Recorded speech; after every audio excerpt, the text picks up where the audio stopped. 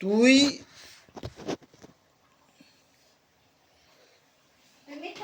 তুই স্যামদিকে গিয়ে বল দিদি সরি, আর বলবো না, ঠিক আছে? তোর দোষ নাই, শোন, তোর দোষ নাই, আমি জানি তোর দোষ নাই।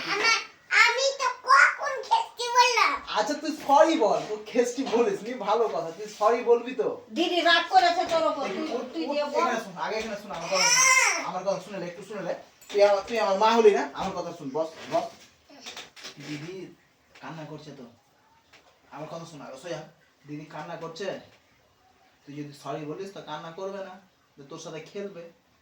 তুই বল দিদি সরি, বাস, আর কিছু বলতে হবে না, শুধু বলবি দিদি সরি। চিনি বটকাটিন চিরা তখন দিদি কাঁদছে না। তো এখন তো তোর জন্য কান্না করছে না, তো তুই বলে দে দিদি সরি, আর বলবো না, ঠিক আছে? না জর্জে লাগাতে গেছি আর পট করে চিয়া দিদি রেখেছি, পট করে জর্জেটা খুলে রেখে আর আর আর আর মেরে দিয়েছে। তুই এখন সরি বলবি না বলবি না? যা বলাই না তো তোর সঙ্গে আর খেলবেও না, বলে দে দিদি সরি, কথাও বলবে না, বাড়ি চলে যাবে। বলতে পারবি তো? বাড়ি যাবে না, আমার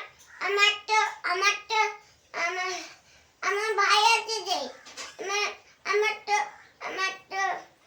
না, আমার মাটি আছে, আমার মাটির সঙ্গে খেলবো, আমার মাটি এখন চলে আসবে। ও তোর মাসি চলে আসবে, তোর দিদি গেলে ভালো হবে তোর? তুই সরি বলবি কিনা? দাঁড়া, থাম থাম থাম, ওখানে এভিডেন্স আছে।